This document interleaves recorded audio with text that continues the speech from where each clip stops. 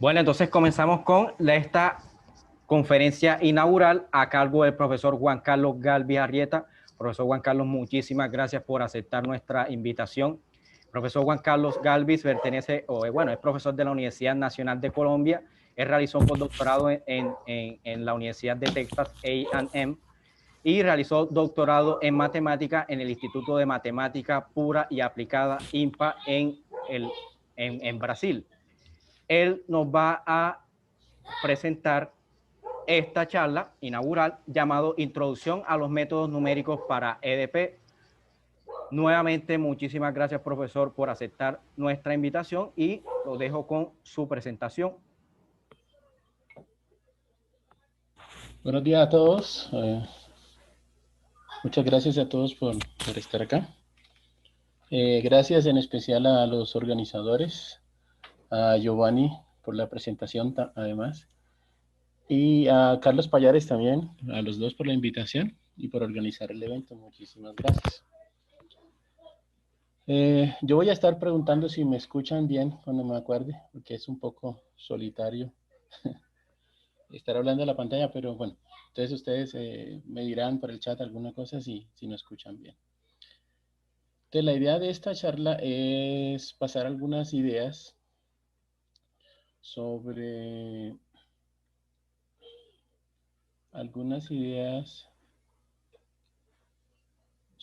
métodos numéricos para ecuaciones diferenciales parciales. Entonces, algunas ideas principales. Entonces, el plan para esta charla es el siguiente. Yo voy a intentar pasar por 5 puntos. Voy a hablar de unas generalidades de la modelación matemática, a lo que sería una ecuación diferencial parcial a grandes rasgos y qué es lo que modelan y cómo se hacen los métodos numéricos para EDPs. Esa es la parte principal de la charla y en la que a mí me gustaría que lleguemos a esas tres partes. Entonces, si avanzamos más lento y cubrimos esos tres, para mí estaría perfecto. Entonces, mi advertencia aquí o mi comentario es que no voy a mostrar ningún detalle técnico. Voy a ocultar todos los detalles técnicos y voy a intentar pasar algunas ideas. Entonces, eso es lo principal. Entonces, no van a haber teoremas, demostraciones, nada de eso. Voy a pasar sobre algunas ideas. Si el tiempo lo permite, entonces avanzaremos a algunas dificultades más modernas de los métodos numéricos para EDPs. Una en particular, que es la que trabajamos en mi grupo de investigación, y algunos ejemplos de aplicaciones de esos métodos que desarrollamos acá. Ese es el plan para la charla de hoy. Entonces vamos a empezar. La dinámica de las preguntas, al final pueden haber preguntas, o si lo desean pertinente, puede ser durante la charla también. Bueno. En la parte 4 y 5 de los ejemplos hay dos enfoques para resolver las dificultades que les mencioné y voy a mostrar ambos si da tiempo o solo uno. Entonces vamos a empezar. Bueno, entonces con respecto a modelos matemáticos, entonces me gustaría comentar lo siguiente. Entonces, ¿cómo funciona más o menos? Nosotros acá en el grupo vemos la matemática como una herramienta, como un enfoque particular, con herramientas específicas para resolver problemas. Entonces eso es la matemática para nosotros. Igual que las otras ciencias, cada ciencia es un enfoque específico para resolver problemas. Entonces, ¿cuál enfoque? El enfoque matemático, ¿qué herramientas? Las herramientas matemáticas que se desconocen. Álgebra, espacios de funciones, topología, todas esas son herramientas para resolver problemas. Entonces uno empieza con una situación real que uno quiere entender, analizar, estudiar, y la que tiene unos datos, algunos parámetros sobre esa situación real, y también tiene preguntas. Entonces es un ejercicio de modelado matemático, lo coloca en un contexto matemático y propone un modelo matemático relacionado a ese problema que uno tenía al principio. Y aquí, como siempre, pues uno no, con objetos matemáticos no puede modelar la realidad en su complejidad total y tiene que hacer unas simplificaciones. Ese modelo matemático se escribe con objetos matemáticos. Entonces, cuando digo que contexto matemático es dar objetos matemáticos que estén relacionados con el problema. ¿Sí? Pueden ser objetos algebraicos, objetos analíticos, cuestiones de computación, cuestiones de física, pero es un contexto matemático y tiene un objeto matemático, ¿listo? Entonces, uno escribe un modelo matemático, el objeto matemático puede ser un grafo, puede ser un objeto topológico, puede ser una ecuación diferencial parcial, que es la charla de hoy. Después de que tiene ese modelo matemático, entonces uno lo analiza con las herramientas matemáticas que tiene. Si es un objeto matemático algebraico, entonces usa herramientas de álgebra. Si es un objeto matemático, por ejemplo, un grafo, puede usar objetos topológicos o herramientas topológicas para analizar ese modelo matemático. Y pues soluciona ese modelo matemático y responde las preguntas que tenía al principio. Después de que responde esas preguntas, uno regresa acá al problema y ve si esas respuestas tienen sentido, la coloca en el contexto del problema y pues si está satisfecho con eso, ahí paró el ejercicio, si no, tiene que volver a calibrar el modelo matemático y hacer todo de nuevo. Ese es el ejercicio de modelo matemático. Entonces eso es lo que hace un matemático. Entonces acuérdense que aquí en el contexto de modelo matemático yo hablé de objetos matemáticos y de herramientas matemáticas. Entonces, por ejemplo, muchos matemáticos estudian herramientas particulares. ¿Sí? No se preocupan por toda la cadena de modelado, sino que estudian una herramienta particular. Por ejemplo, un tipo especial de matriz, y eso es lo que estudian y en eso se especializan. Por ejemplo, un tipo especial de ecuaciones diferenciales. Bien, hay matemáticos que se preocupan con cómo hacer esta parte, cómo tomar una situación real y volverla a objetos matemáticos. Hay matemáticos que se preocupan solo por esta parte de acá. Si yo tengo un objeto matemático, ¿cómo saco información de ese objeto matemático? Por ejemplo, si tengo un grafo, ¿cómo le puedo sacar información a ese grafo? ¿Sí? Entonces, en matemática, la matemática es una cosa muy grande, entonces uno se especializa en algunas cosas. Y la gente a veces confunde esto con cosas de matemática pura, matemática aplicada, dependiendo de a qué se dedica la persona. ¿Listo? Vamos a hablar más de eso después. Bueno, ese es para mí la generalidad, el enfoque matemático para resolver problemas. No fui muy específico, pero en el caso de ecuaciones diferenciales, uno cuando hace eso obtiene los objetos que obtiene, los modelos que obtiene, son ecuaciones diferenciales parciales. Entonces uno toma una situación física. Es claro que cuando uno piensa en esto, entonces depende de la situación, depende de las preguntas que yo tengo, depende de los datos que yo tengo, voy a obtener objetos matemáticos diferentes acá en esta parte. Entonces tengo que tener muy en cuenta eso. Cuando es EDPs, entonces yo tengo algunas situaciones físicas, por ejemplo, algunas situaciones del mundo real, que yo las puedo simplificar y convertir en una ecuación diferencial parcial. Entonces esta es la modelación ya específica para ecuaciones diferenciales parciales. Entonces este objeto que está aquí, para mí es una EDP. ¿Listo?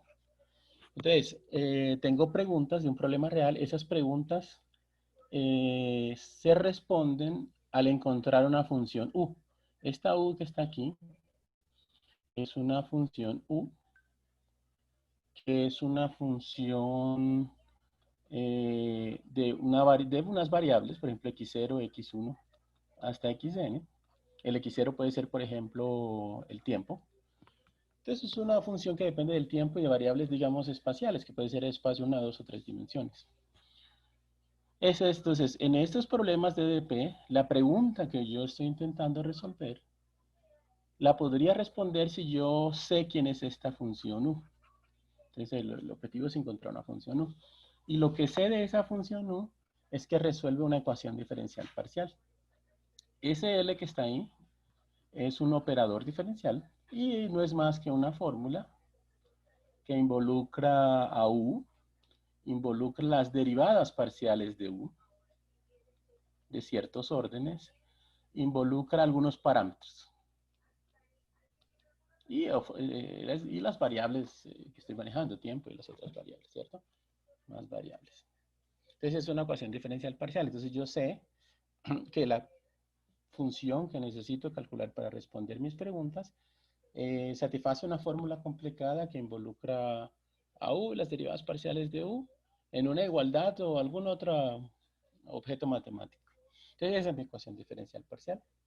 Se complementa con algunas condiciones y la idea es entender esa ecuación diferencial para poder encontrar quién es u o tener información sobre u. Esa es la modelación con ecuaciones diferenciales parciales. Ahora, lo que uno hace generalmente es que cuando tiene que resolver esta ecuación, no lo va a poder hacer de forma exacta sin la ayuda de un computador. Entonces, lo que uno hace es que a este modelo matemático le introduce una aproximación. Y eso es lo que vamos a hacer hoy en esta charla, a ver cómo queda esa aproximación con un método que se llama método de elementos finitos. Entonces, uno se olvida de que puede calcular u y lo que va a calcular es una aproximación de este u. Entonces, uno va a calcular un objeto alfa que es diferente, pero que aproxima a u, que ese alfa resuelve un sistema de ecuaciones. Este que está aquí es un sistema de ecuaciones. ¿Listo? Ese sistema de ecuaciones convierto este operador diferencial L, que es esta fórmula complicada que involucra u y las derivadas parciales de u, lo convierto en una función en matricial, una función vectorial. Y calculo este sistema de ecuaciones. Entonces lo único que me resta es, con ayuda de un computador, calcular la solución alfa. Entonces aquí tengo que calcular alfa. ¿Listo? Alfa, acuérdense que alfa representa la solución u de mi ecuación diferencial. Ese es más o menos el esquema general. Entonces uno empieza con un problema y preguntas, lo modela. En el caso de las cosas cercanas a las que yo hago, es una ecuación diferencial parcial la que obtiene uno, y uno pues lo aproxima de esa forma. Este es un sistema de ecuaciones, puede ser lineal o no lineal, dependiendo del problema, pero pues uno tiene que implementar en el computador algoritmos para resolver ese sistema. Entonces cuando tiene alfa, calcula lo que necesite de alfa de la solución y responde las preguntas y vuelve a empezar. ¿Listo? Entonces, mira esas respuestas de preguntas en el contexto de lo que tenía inicialmente. Y si está satisfecho, pues ya acabó. Y si no, le toca ajustar el modelo, ajustar la EDP y volver a hacer todo de nuevo. O ajustar la aproximación. Entonces, de nuevo, acuérdense que aquí hay un error, que es el error de interpretar la realidad con objetos matemáticos, que se está presente en toda la modelación matemática. Y aquí hay un error que se llama error de aproximación de un problema continuo por un problema discreto. Entonces, ese es el enfoque general de la modelación con ecuaciones diferenciales parciales. ¿Listo?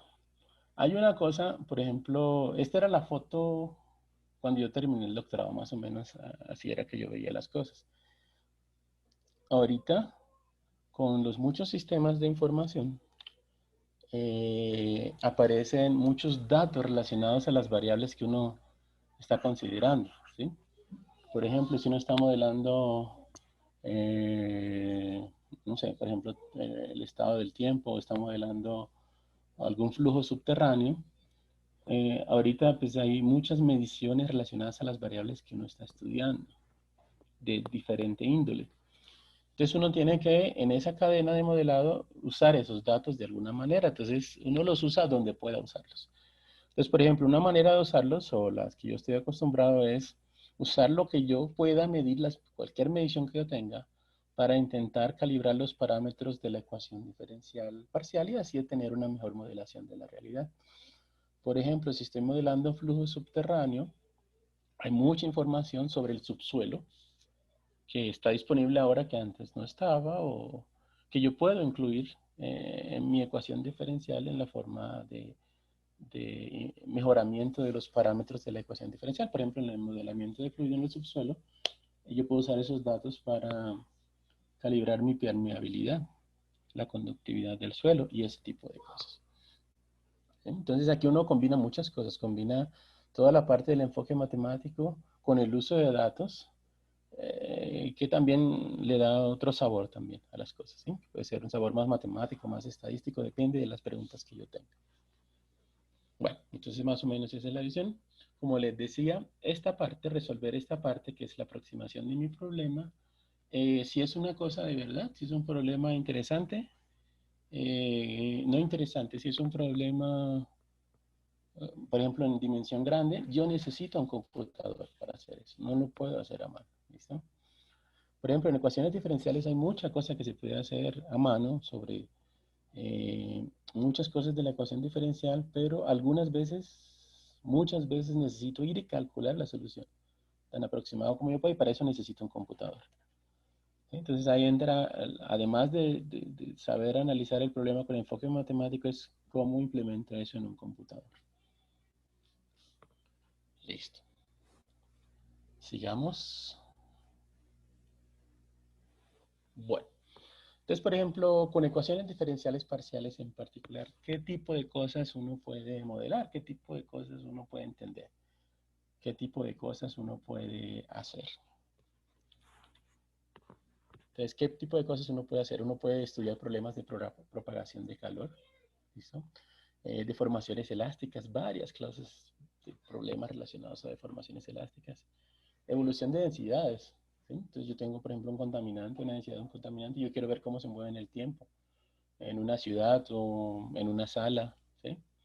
Eh, dinámica de fluidos, por ejemplo, yo tengo un fluido y quiero ver cómo se mueve, por ejemplo, un fluido subterráneo, por ejemplo, petróleo y agua en un medio subterráneo, yo quiero saber cómo se mueven, eso se puede modelar con ecuaciones diferenciales parciales. Ondas, por ejemplo, las ondas que se convierten en olas en el mar o ondas con otras aplicaciones, ondas en canales, eso lo puedo modelar con ecuaciones diferenciales parciales. Ondas tsunami, por ejemplo. Yo puedo entender ese fenómeno usando ecuaciones diferenciales parciales y resolviéndolas numéricamente. Modelos meteorológicos, hay muchas cosas que se pueden analizar y resolver con ecuaciones diferenciales parciales.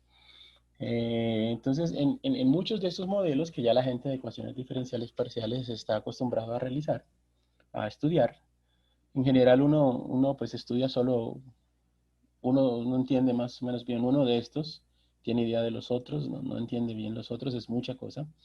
Son ecuaciones diferenciales un poco diferentes, pero hay ciertos fenómenos que están ahí dentro presentes en todos estos modelos que ya la gente de ecuaciones diferenciales conoce bien. Por ejemplo, en muchas de estas ecuaciones hay fenómenos de transporte. Entonces hay cantidades que se transportan. Por ejemplo, si tengo un contaminante en el mar, ese contaminante pues va a tener el efecto de las corrientes marinas y se va a mover de acuerdo a eso, se va a transportar. Fenómenos, por ejemplo, de difusión. ¿Sí? Un contaminante en un cuerpo de agua se difunde además de transportarse.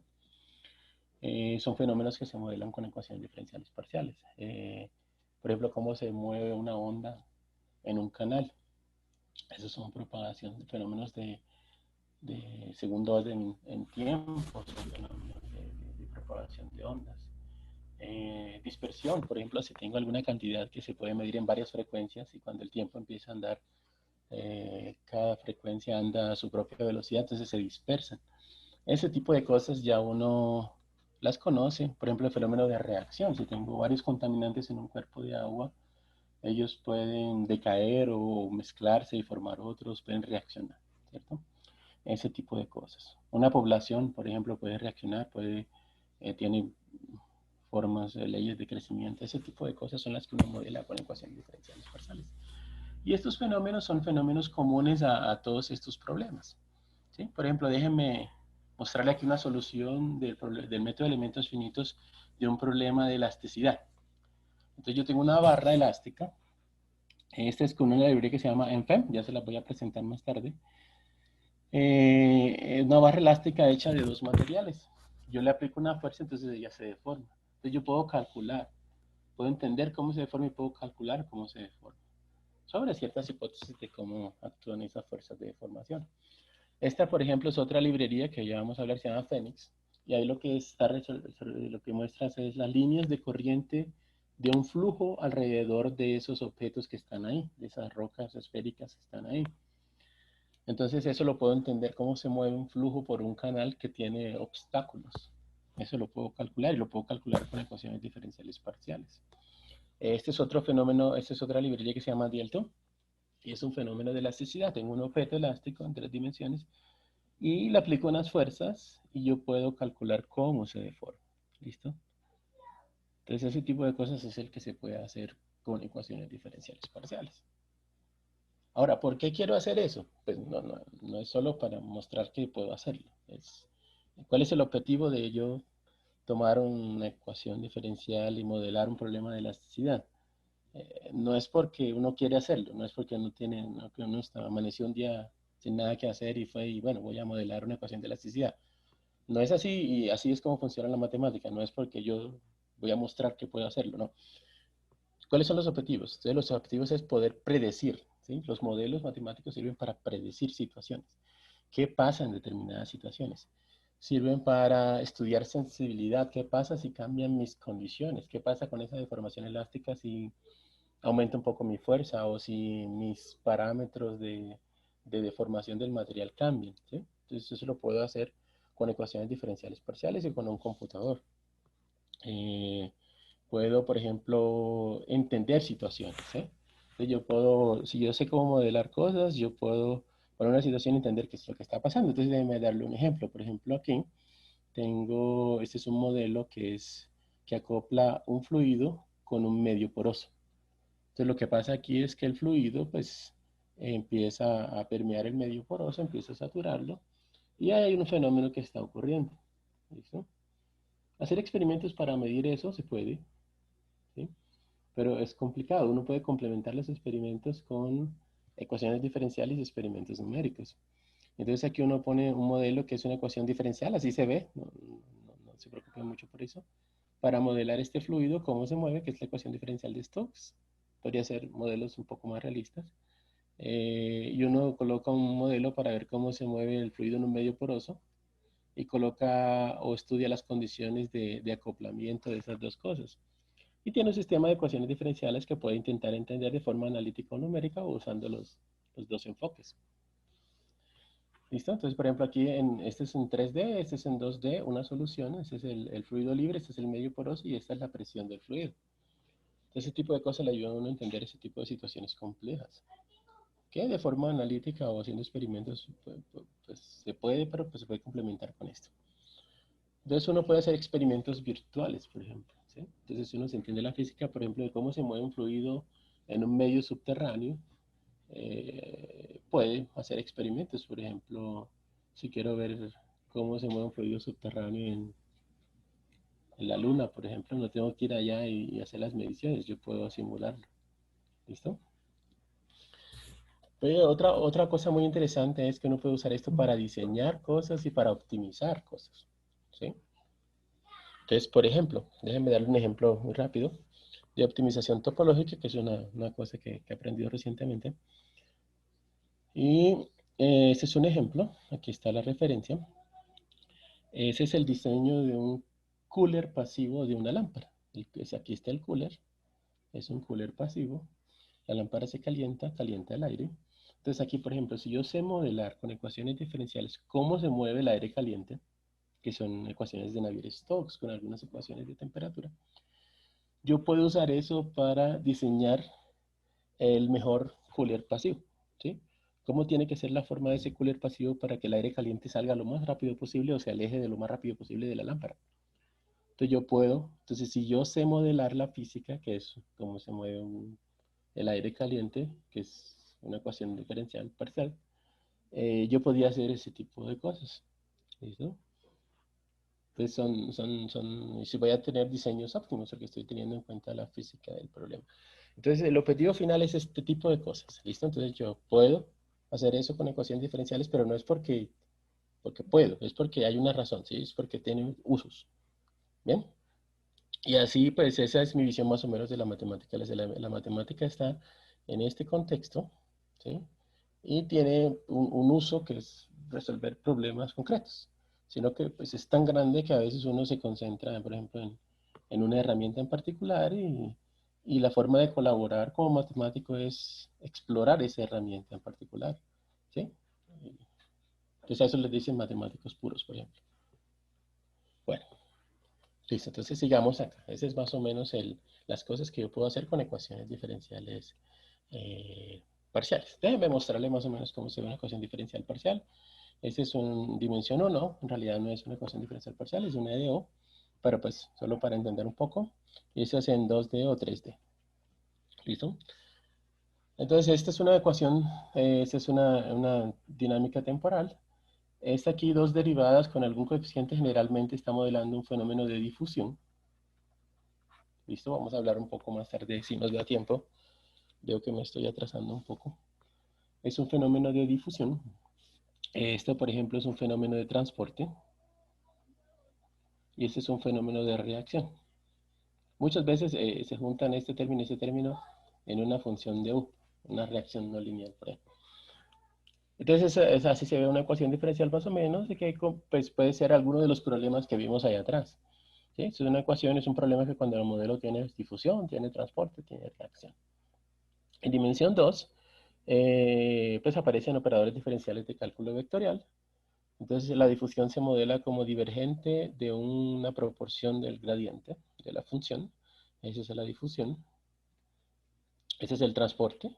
¿Sí? Hay un campo que incluso puede depender, pues en no lineal, eh, un campo alfa que pues, transporta la cantidad U y una reacción también, que uno puede juntar estos dos en una cosa no lineal. ¿Eh?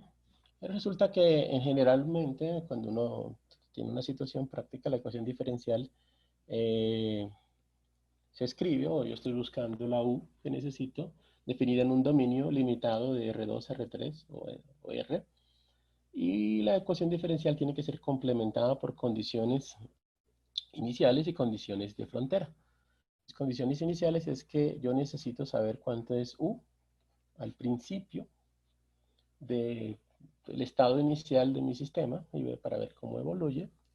Y en la frontera, pues depende lo que necesite. Por ejemplo, cuando yo simulo, por ejemplo, la ecuación del calor, un fenómeno de calor, U, la que satisface la ecuación, uno es U y gradiente de U. Esas son las cantidades importantes. U está relacionada con la temperatura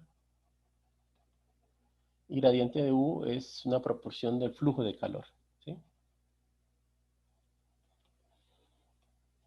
Entonces depende de qué información tenga yo del problema. Ese es mi dominio D y esa es la frontera. Puede que en una parte de la frontera yo conozca cuánto es mi temperatura. ¿Sí? Esa es la formación mínima que necesito para poder construir U dentro, la temperatura dentro. Puede que en otra parte de mi dominio yo conozca información del flujo de calor, cómo está interactuando o cómo intercambia calor el cuerpo con el exterior. O una combinación de las dos cosas. O alguna otra expresión. ¿Listo? Ese es el tipo de cosas que complementan a la ecuación diferencial parcial cuando es en un dominio limitado para poder rescatar una solución. ¿Bien? Entonces, esa es, ¿qué es lo que hace, por ejemplo, un matemático con esas ecuaciones diferenciales? Pues puede ser un enfoque analítico o un enfoque numérico, o las dos cosas. Entonces, el enfoque analítico, ¿de qué se ocupa? Entonces, toma la ecuación, acuérdense que la ecuación diferencial es una fórmula complicada que tiene, yo tengo que buscar una función que cuando combino ella misma con las derivadas parciales de ella, al final da una cosa que conozco. Entonces los matemáticos se preguntan si ese problema tiene solución o no, si la solución es única o no, cómo depende de los parámetros, del dominio, de las condiciones de frontera, ese tipo de cosas. ¿Sí? Entonces, entonces se pregunta esas cosas, por ejemplo, si la solución es única, si la respuesta es sí o no, tiene que ir a ver al problema original. ¿Sí? Si es una ecuación de calor, por ejemplo, da que la solución no es única, entonces tiene que ver si la situación física está de acuerdo con eso o no. Si realmente pues, mi análisis está equivocado, mi modelo está equivocado. ¿Sí? Es difícil analizar, por ejemplo, una ecuación diferencial parcial sin saber de dónde viene, porque uno no sabe si lo que está respondiendo tiene sentido o no. Otras cosas es, tiene que caracterizar qué tipo de soluciones hay, cómo sería esa posible solución, qué propiedades tiene, si es positiva, por ejemplo, si tiene alguna regularidad, si es suave, si es no. Porque eso es lo que ayuda a decir, bueno, ahora yo tengo que calcular esto, ¿cómo lo calculo? Si yo no sé qué tipo de cosas quiero calcular, no voy a saber cómo. Entonces tengo que tener claro qué tipo de cosas, tengo que tener claro que ese problema se puede resolver, qué tipo de soluciones tiene, si la solución es única o no, cómo se ve la solución, qué tipo de propiedades tiene, y eso es lo que yo quiero recuperar en el método numérico. Entonces uno no empieza a resolver una ecuación diferencial parcial de la nada, sin saber de dónde viene, ni si qué propiedades tiene. Uno tiene que saber de dónde viene, qué propiedades tiene la solución. Ahí después de que entiende eso es que dice, bueno, ahora voy a escoger un método para resolver la ecuación diferencial. ¿Listo? Bueno, entonces ese es más o menos el enfoque matemático analítico y pues todo está ligado, ¿no? Entonces yo en ese enfoque analítico tengo que tener en cuenta qué datos tengo, qué preguntas tengo. ¿Sí? No es solo tener la ecuación diferencial y decir, bueno, voy a probar que existe solución. No, tengo que ver, bueno, qué tengo además de la ecuación diferencial, qué datos tengo del problema para ver qué herramientas matemáticas debo usar. Si debo usar un enfoque analítico, un enfoque más estadístico, o debo hacer un enfoque más computacional, todo eso. ¿Listo? Déjenme pasarles unas referencias, los que pues, estén más interesados en aprender EDP, si no han visto el curso de EDP, pueden mirar, a mí me gustan estos tres libros, el libro de Evans, el Gilbert-Rudinger y el libro de Fritz-Jondo, que tienen resumen de los modelos principales de ecuaciones diferenciales, entonces, qué es un fenómeno de difusión, qué es un fenómeno de reacción, qué es un fenómeno de propagación de onda, ese tipo de cosas. Listo, que son los fenómenos principales que están presentes en todos esos problemas que vimos antes. Entonces déjenme, esa es la primera parte de mi charla, más o menos. Ideas generales de cómo se resuelve un problema usando ecuaciones diferenciales parciales. Como vieron, pues los detalles técnicos están escondidos, pero, por ejemplo, para los matemáticos que les gusta más la parte técnica, eh, tomen el libro de Fritz-Jones, por ejemplo, van a ver que hay muchas cosas técnicas muy interesantes, muchas dificultades interesantes que hay que saber enfrentar si uno quiere entender estas cosas bien. Listo. Entonces ese es el problema continuo. Yo tengo aquella ecuación diferencial parcial. Puedo pues, estudiarla desde el enfoque matemático o puedo aproximarla a un problema discreto. Entonces, la segunda parte de la charla es, o segunda y tercera, es ver más o menos cómo en general se hace esa formulación matricial o problema discreto usando el método de elementos finitos. ¿Sí? Solo, de nuevo, detalles técnicos están escondidos, es solo para tener una idea más o menos del método. ¿Listo? Y acuérdense que pues en realidad no les digo cómo, pero todos esa idea pues hay que llevarla a feliz término en un programa de computador. Bueno, entonces uno cuando tiene un problema concreto, lo puede estudiar desde el enfoque analítico o el enfoque numérico, que es aproximarlo numéricamente. En realidad no son dos cosas diferentes, están muy relacionados, no son completamente diferentes. Entonces lo que uno hace es que, o cuando ya se acostumbra, tiene que hacer las dos cosas. ¿Sí? Entonces, por ejemplo, si el problema pues ya tiene toda una teoría analítica hecha, pues uno la usa. Si no, pues tiene que hacerla. ¿Listo? Bien. Entonces, déjenme decirle una forma general para convertir un problema, un modelo matemático en una cosa que se puede implementar en el computador. Y básicamente hay que hacer dos cosas. ¿Sí? Pues ya yo analicé mi problema, ya yo sé lo que necesito calcular en mi problema, lo que necesito entender, yo sé que es la solución de mi modelo. Entonces lo que tengo que hacer, número uno, es representar esa solución. Y número dos, buscar alguna cosa para meter esa representación y que me quede un sistema lineal. ¿Listo? Ese es el enfoque general. Entonces el enfoque general es, para obtener un problema discreto, es el siguiente. Yo primero tengo que representar mi solución. Entonces, de una ecuación diferencial, acuérdense que mi solución era una función, ¿sí? Con ciertas propiedades. Entonces, yo tengo que buscar alguna manera de representar esa función con un número finito de parámetros, ¿sí? Entonces, un número finito de parámetros. ¿Listo? Esa es la primera parte. Hay muchas formas de hacer eso. Entonces, cada método numérico tiene su propia forma de representar la solución de una ecuación diferencial parcial. Ya vamos a ver cómo es el método de elementos finitos. Y después tengo que inventarme, a partir de mi ecuación diferencial, o escribir de alguna manera, restricciones que sean resueltas o que, sí, que sean resueltas por esos parámetros, ¿listo? Entonces yo tengo que convertir mi ecuación diferencial, esa es la parte 2, sin poner restricciones, digo yo, o inventar ecuaciones. Interpretar mi ecuación diferencial en la forma de ecuaciones, ¿sí? Que envuelvan esos parámetros alfas que están ahí. Entonces aquí va a aparecer una fórmula involucrando los alfas igual a un BI, y eso tiene que salir de la ecuación diferencial, ¿listo? Y yo pongo tantas restricciones cuanto pueda, o cuanto necesite, o cuanto me sirvan. Entonces aquí pues yo estoy poniendo M restricciones. Entonces, casi todos los métodos numéricos, si no todos son así. Primero representan la solución y después inventan restricciones. Entonces, ¿qué hay que hacer? El método numérico lo que tiene es que resolver este sistema de algebraico matricial de ecuaciones y obtener alfa, que alfa pues sabemos que representa de alguna forma la solución. Esos son todos los métodos numéricos de ecuaciones diferenciales parciales, la idea general. ¿Qué es lo que quiero?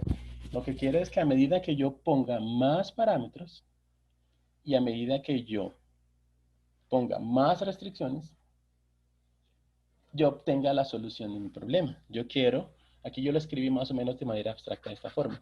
Yo quiero que el límite, cuando m y n, en el número de parámetros y m el número de restricciones, tiende a infinito, esa representación de alfa aproximando u sea cada vez más exacta. Y en el límite sea igual. ¿Listo? Entonces, eso es lo que quiero y eso es lo que obtengo realmente en la práctica. Disculpa. Eso es lo que obtengo realmente en la práctica. Entonces, en la práctica, yo debo esperar que m y n tienen que ser suficientemente grandes para que mis cálculos funcionen. Entonces, eso quiere decir que este sistema lineal es grande. Eso quiere decir que no puedo resolverlo a mano, necesito un computador.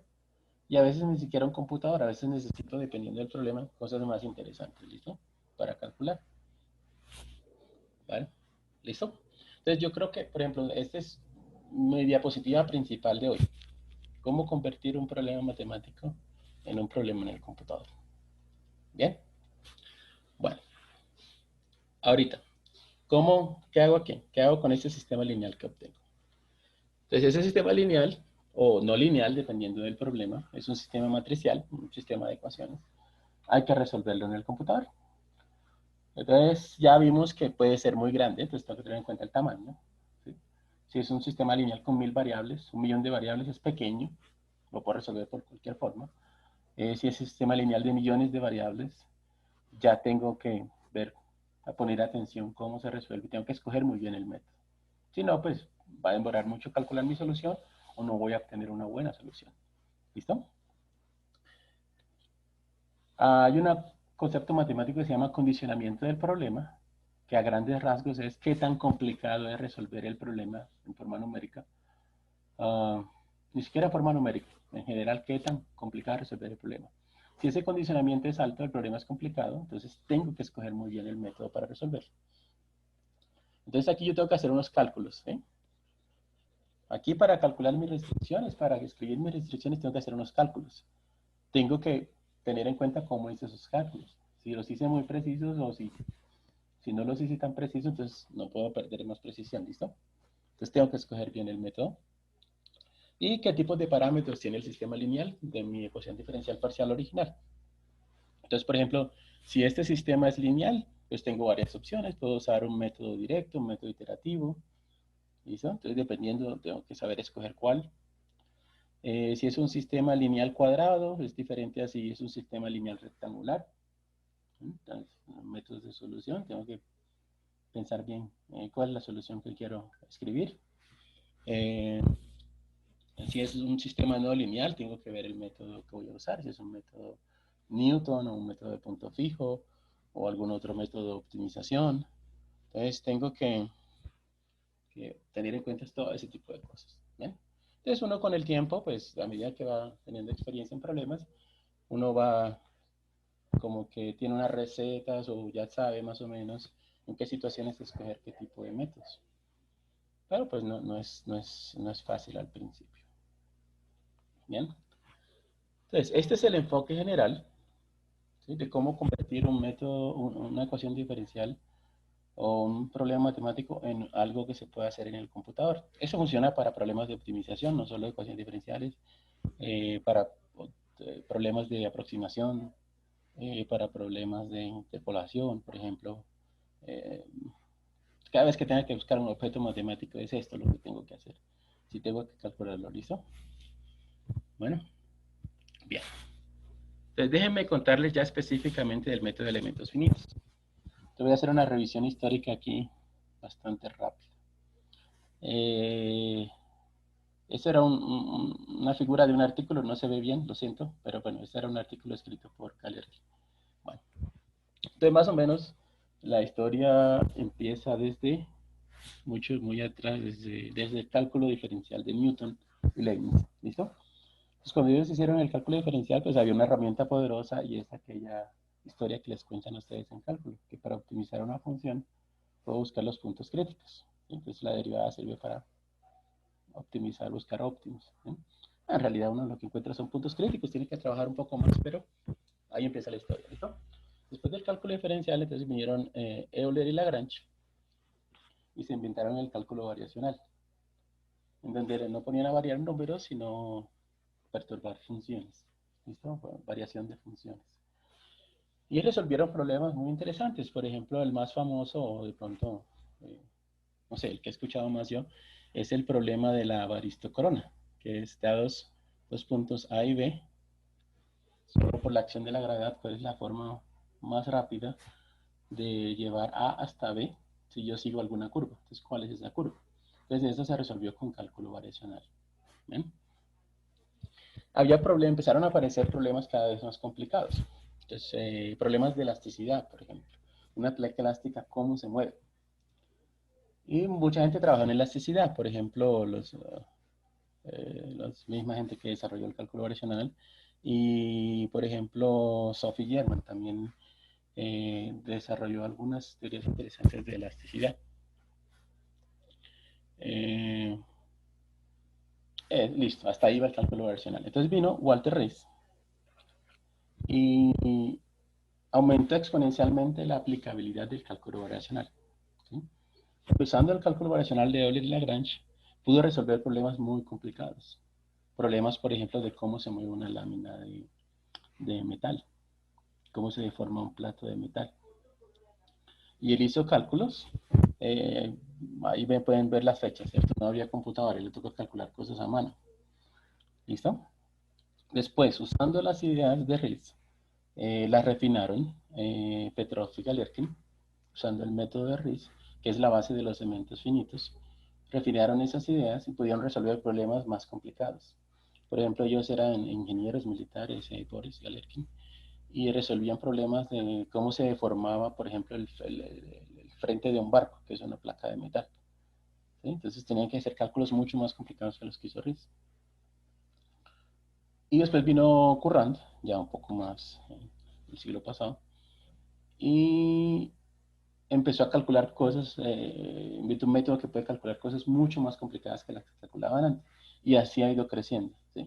Cada vez aparecen problemas más complicados, los métodos que tengo no me alcanzan, por alguna razón, tengo que irlos cambiando.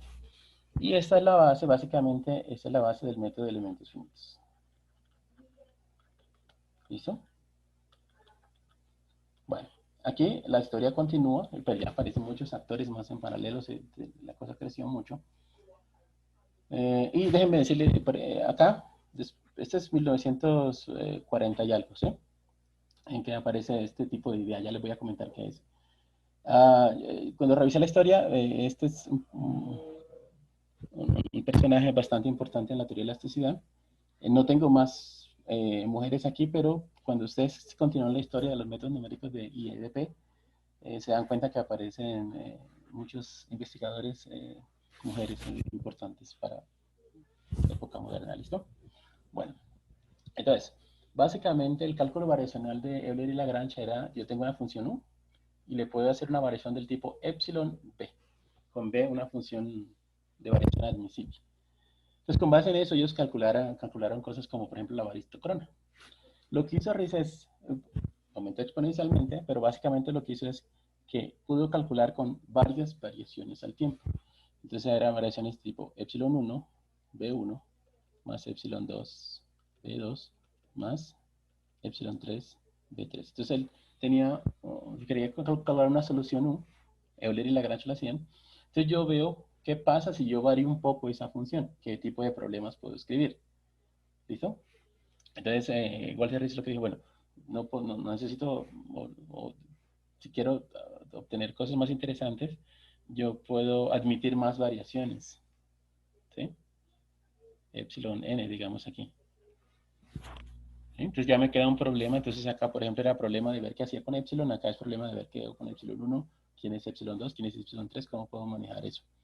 Y obtuvo problemas discretos que eran representación de ecuaciones diferenciales. ¿Listo? Haciendo básicamente las dos cosas que dijimos antes. Una representación de la solución, que es una representación de las variaciones, que es una combinación lineal de cosas fijas, y algunas otras cosas para escribir restricciones, que era usar el cálculo diferencial, derivar, igualar a cero. Y con eso obtuve ecuaciones. Entonces, en RIS, por ejemplo, estas variaciones eran polinomios. ¿Listo? Cuando polinomios no funcionaron para problemas más complicados, tipo los que resolvían Petrov y Galerki, ellos empezaron a usar más variaciones, las mismas variaciones, pero ya no funciones polinómicas, sino funciones más complicadas, funciones trigonométricas, exponenciales, ese tipo de cosas. ¿Sí? Cuando ya aparecieron problemas más complicados en la época de Courant, era un complique realmente usar polinomios exponenciales trigonométricas. Entonces él inventó la forma de usar funciones por partes. Entonces, por ejemplo, funciones por partes. Entonces él introdujo una malla, y en la malla definía funciones por partes. Vamos a revisar eso con más calma. Y ahí empezó a calcular lo que se llama hoy, son las bases de lo que se llama hoy el método de elementos finitos. Como ven, empezó entre matemáticos. Walter Ries era físico, estos eran ingenieros. Curran no sabían qué era, creo que era matemático. Y es una combinación de cosas, no es solo tarea de matemáticos. Entonces, eso es más o menos. Entonces, de nuevo, Ries empezó a calcular problemas interesantes de cómo se mueven placas. Lo más famoso que hizo, bueno, una de las cosas grandes que hizo es que en la época estaban de moda los círculos de ciencias y iban de pueblo en pueblo las personas haciendo shows de ciencia. Eso evolucionó a congresos como esto. Pero entonces había una Chantley, que era un físico, músico, no sé, hacía un experimento que era que colocaba polvo en una placa de metal y la excitaba y se formaban unas figuras. Ustedes pueden ver los experimentos en YouTube y nadie podía explicar bien eso, calcularlo, y Ries lo calculó usando esas técnicas. ¿Listo? Después vino Petrov y Galerki usando las ideas de Ries, perfeccionaron y hicieronlo básicamente en el contexto que tenemos. Cogieron una ecuación diferencial y representan la solución. Acuérdense, uno es una representación de la solución y dos es unas restricciones. Déjenme contarles eso y yo creo que ya vamos terminando porque se me fue el tiempo, no sé de dónde. Listo. Bien, entonces, por ejemplo, lo que ellos hicieron es el método de Petrov-Galerki, que es la base de los elementos finitos. Entonces ellos toman dos conjuntos de funciones bases. Bien. Una de funciones bases son funciones, ustedes las escriben como ustedes quieran, en dimensión 2 o 3 lo que necesiten, y uno lo llama base de espacio solución y el otro lo llama bases de espacio de prueba. Entonces, la representación de mi solución como parámetros alfa 1, alfa n es la siguiente. Voy a combinar linealmente esas soluciones. ¿Listo? Esta va a ser la aproximación de mi solución. Voy a hacer una combinación lineal. Eso es lo más fácil que uno puede hacer para representar con parámetros una función. Combinación lineal de funciones fijas. Y las restricciones son las siguientes. Las restricciones es, yo tomo mi operador diferencial L de U igual a F, ¿listo? Y aquí adentro voy a poner esta combinación lineal. ¿Bien? Entonces tengo que poder aplicar el operador diferencial a la aproximación. Lo voy a multiplicar ambos lados por una función de estas, por sí, y voy a integrar. ¿Listo? Entonces, si multiplico por sí 1, integro, me da una ecuación. Si yo hago las integrales, me queda una ecuación que tiene los alfas. ¿Listo? Si el L es lineal, me queda una ecuación lineal. Si multiplico por phi 2, entonces ecuación 1, ecuación 2, ecuación m. ¿Sí? Entonces, si yo puedo hacer esos cálculos, entonces tengo que encontrar n parámetros con m ecuaciones. Eso es un sistema. ¿Sí? ¿La idea cuál es? Es que cuando yo aumente n, por ejemplo, tomemos m igual a n para que quede un sistema cuadrado, lineal o no lineal. La idea es que cuando yo aumente n, cuando ponga más funciones base, el error se vaya para cero. Y generalmente uno obtiene que es 1 sobre n elevado a la algo. Bien, el truco está en matemáticamente cómo escoger un conjunto de funciones que yo pueda siempre adicionar una más y que pueda aproximar mi posible solución. ¿Listo? Bien.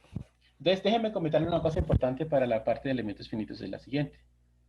Hay una cosa que se dice, uno dice que el operador diferencial está en la forma del divergente cuando empieza con un divergente. Entonces es el divergente de un vector que es un operador diferencial. Entonces cuando está en ese caso, uno dice que está en la forma del divergente. ¿Listo? Uno pues no calcula exactamente lo que está allá. Uno multiplica por la función de prueba y no calcula esto, sino que hace una integración por partes. ¿Listo? Y quita esta divergente de acá y se lo coloca como gradiente a la función de prueba. Y aparecen unos términos de frontera, pero pues esos son más fáciles de ligar, ¿listo? Entonces, el método de elementos finitos cuando el operador diferencial es o los métodos de Petrov-Galerkin, cuando es en la forma del divergente,